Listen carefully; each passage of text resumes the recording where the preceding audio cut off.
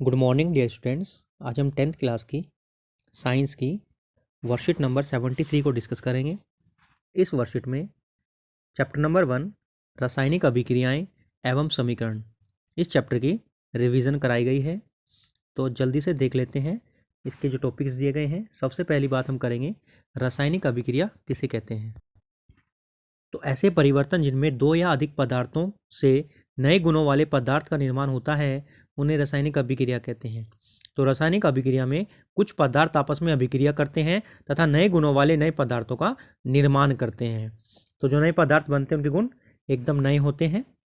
और जो पदार्थ रासायनिक अभिक्रिया में आपस में अभिक्रिया करते हैं उन्हें अब अभिकर्मक या अभिकारक कहते हैं। ऐसे पदार्थ जो रासायनिक अभिक्रिया में हिस्सा लेते हैं, जिनसे रासायनिक अभिक्रिया होती है। उत्पाद, अच्छा, अभिकारक को इंग्लिश में हम कहते हैं रिएक्टेंट।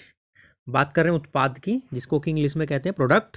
तो ये वो नए पदार्थ होते हैं जो नए गुणों के साथ रासायनिक अभिक्रिया के बाद या रासायनिक अभिक्रिया के दौरान बनते हैं। ऐसे पदार्थ जिनका निर्माण रासायनिक अभिक्रिया में होता है उन्हें हम उत्पाद कहते हैं। रासायनिक अभिक्रियाओं के उदाहरण हो जाएंगे भोजन का पचना, श्वसन, लोहे पर जंग लगना, मैग्नीशियम फीते का जलना, दही का बनना। तो ये रासायनिक अभिक्रिया के कुछ उदाहरण हैं। अब हम बात कर लेते हैं इंडिकेटर्स की, जो ये इंडिकेट करते हैं कि रासायनिक अभिक्रिया हुई है। तो यहाँ पे सूचक की हम बात कर रहे हैं, जैसे अवस्था यानी स्टेट में चेंज, रंग में चेंज, कलर में चेंज, गंध यानी ओडरी स्मेल कह सकते हैं हम, उसमें चेंज, तापमान में परिवर्तन, टेम्परेचर चेंज होता है, या गैस का उत्सर्जन होता है, गैस निकलती है, तो हम कहते हैं कि कह सकते हैं कि रासायनिक अभिक्रिया हो रही है। तो ये इंडिकेटर्स हैं जो कि इंडिकेट करते हैं रासायनिक अभिक्रिया को। अब हम बात करते हैं रासायनिक समीकरण की। तो रासायनिक समीकरण क्या है? तत्वों के प्रतीक या अभिकर्मक और उत्पादों के रासायनिक सूत्रों द्वारा रासायनिक अभिक्रिया का निरूपण रासायनिक समीकरण कहलाता है। मीन्स जो रासायनिक अभिक्रिया में तत्व भाग लेते हैं और उनके प्रतीकों से, या जो अभिकारक और उत्पाद हैं उनके रासायनिक सूत्रों से रासायनिक अभिक्रिया को लिखने का या निरूपित करने का जो तरीका होता है उसी को हम क्या कहते हैं? रासायनिक समीकरण कहते हैं। उदाहरण के हम देख लेते हैं, मैग्नीशियम वायु में जलकर मैग्नीशियम ऑक्साइड बनाता है। तो इसका समीकरण क्या बन जाएगा? Mg+O2 2MgO। तो बैलेंस करने के लिए यहाँ पे हम 2 लगाएंगे, ये यहाँ 2 लगाया है, तो 2Mg+O2 2MgO हमारा ये केमिकल इक्वेशन हो जाएगी। अब बात करते हैं रासायनिक अभिक्रिया को संतुलित करना। तो सबसे पहली बात, रासायनिक अभिक्रिया को संतुलित क्यों करते हैं? जिससे कि कंजर्वेशन ऑफ मास लो बना रहे। मीन्स द्रव्यमान के संरक्षण का जो नियम होता है, द्रव्यमान संरक्षण का नियम, उसको प्रत्येक समीकरण में सत्यापित करने के लिए उन समीकरणों को हम संतुलित करते हैं। और क्या करना होता है? अभिकर्मक यानी जो अभिकारक हैं, जो रिएक्टेंट है, और जो उत्पाद हैं, जो प्रोडक्ट हैं, दोनों तरफ हम सभी तत्वों के परमाणुओं को बराबर करते हैं, परमाणु की संख्या को बराबर करते हैं। कैसे? उचित गुणांक लगाकर। जैसे यहाँ पे आप देख सकते हैं इस अभिक्रिया में 3Fe 4H2O Fe3O4 4H2। तो इस केमिकल इक्वेशन में हमने क्या किया है, यहाँ पे 3 लगाया बैलेंस करने के लिए, यहाँ पे 4 और यहाँ पे भी 4।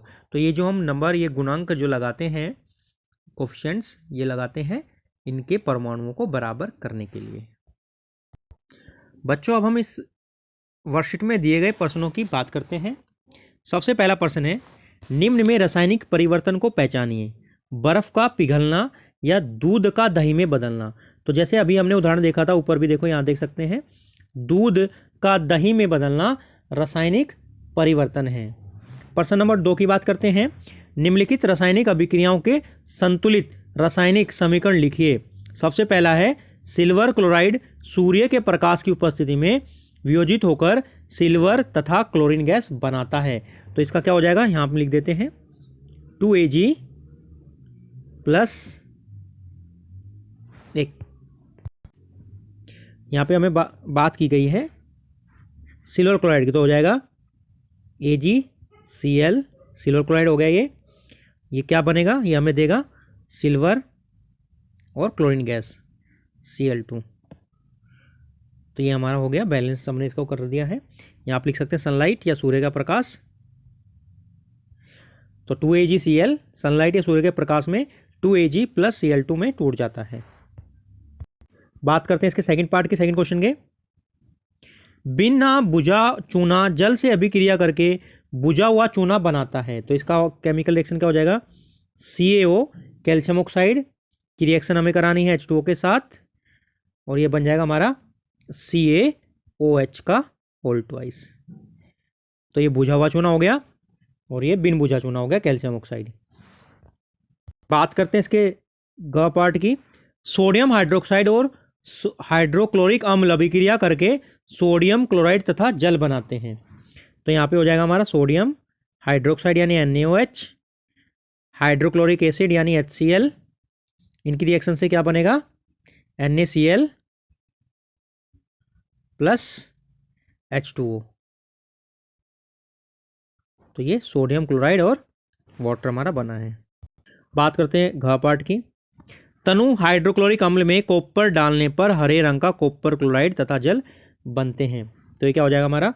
कॉपर Cu, इसमें हमने क्या मिलाया है? हाइड्रोक्लोरिक एसिड 2HCl ले लेंगे, और ये हमारा क्या बन जाएगा? CuCl2 प्लस H2 गैस निकलेगी। तो यहाँ पे आप देख सकते हैं कॉपर ने क्या करा, यहाँ से H को डिस्प्लेस करा है, तो डिस्प्लेसमेंट रिएक्शन हो जाएगी यानी विस्थापन अभिक्रिया हो जाएगी। ये Cl है। बात करते हैं नेक्स्ट पार्ट की। बेरियम क्लोराइड तथा सोडियम सल्फेट के जलीय विलयन आपस में अभिक्रिया करके जल में अघुलनशील बेरियम सल्फेट तथा सोडियम क्लोराइड बनाते हैं। तो इसकी रिएक्शन हो जाएगी BaCl2 plus Na2SO4, sodium sulphate हो गया, इससे हमें मिलेगा barium sulphate BaSO4 plus 2NaCl। तो NaCl है sodium chloride, BaSO4 barium sulphate बना है। तो ये हो जाएगा हमारी डबल डिस्प्लेसमेंट रिएक्शन, या इसको प्रेसिपिटेशन रिएक्शन भी कहते हैं क्योंकि यहाँ पे प्रेसिपिटेट बनता है। बात करते हैं नेक्स्ट पार्ट की। जिंक सिल्वर नाइट्रेट से अभिक्रिया करके सिल्वर और जिंक नाइट्रेट बनाते हैं। तो इसकी रिएक्शन हो जाएगी Zn, जिंक हो गया हमारा, सिल्वर नाइट्रेट होता है AgNO3, इसी रिएक्शन करके क्या बनेगा? जिंक नाइट्रेट यानी Zn NO3 का होल ट्वाइस, क्योंकि यहाँ पे जिंक की वैलेंसी 2 हो जाएगी, प्लस Ag, सिल्वर अलग हो गया। तो आप यहाँ देख सकते हैं जिंक ने सिल्वर यानी Ag को डिस्प्लेस करा है, इसलिए इसको बोलेंगे हम डिस्प्लेसमेंट रिएक्शन यानी विस्थापन अभिक्रिया। बात करते हैं नेक्स्ट पार्ट की। पोटेशियम आयोडाइड लेड नाइट्रेट से अभिक्रिया करके पोटेशियम नाइट्रेट तथा लेड आयोडाइड बनाते हैं। तो ये इसका हम लिखेंगे Ki potassium iodide plus PbNO3 का होल ट्वाइस, लेड नाइट्रेट हो गया, रिएक्शन करके क्या बन जाएगा?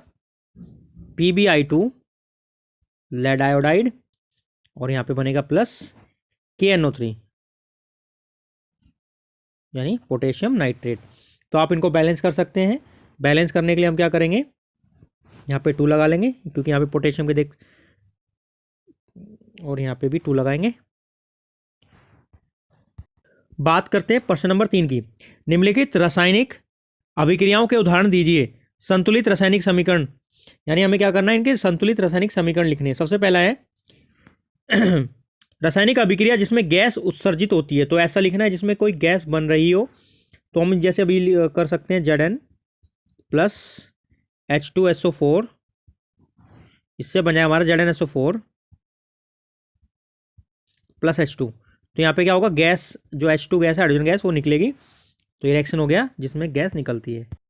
सेकंड पार्ट की बात करते हैं। रासायनिक अभिक्रिया जिसमें किसी पदार्थ के रंग में परिवर्तन होता है। तो रंग में परिवर्तन वाला हम ले लेंगे CuSO4, कॉपर सल्फेट की रिएक्शन करा देंगे आयरन से। तो हमारा क्या बन जाएगा? FeSO4 plus Cu। तो यहाँ पे ये हमारा CuSO4 है नीले रंग का, कॉपर सल्फेट नीले रंग का हो जाएगा, और FeSO4 हो जाएगा हमारा हरे रंग का। तो यहाँ पे नीले रंग से हरे रंग का प्रोडक्ट बना है, और ये डिस्प्लेसमेंट रिएक्शन है क्योंकि Fe ने कॉपर को डिस्प्लेस करा है। बात करते हैं नेक्स्ट पार्ट की। रासायनिक अभिक्रिया जिसमें तापमान में परिवर्तन हुआ है। तो ये अभी हमने एक रिएक्शन देखी थी, CaO बिन बुझा चूना प्लस H2O वाटर से रिएक्शन कराएंगे तो यहाँ पे क्या बनेगा, CaOH होल ट्वाइस, तो साथ में क्या निकलेगी, उष्मा यानी हीट निकलेगी, तो यहाँ पे उष्मा उत्पन्न होती है। ये एक्सोथर्मिक रिएक्शन है, उष्माक्षेपी अभिक्रिया है। तो बच्चों ये आपकी वर्कशीट नंबर 73 थी।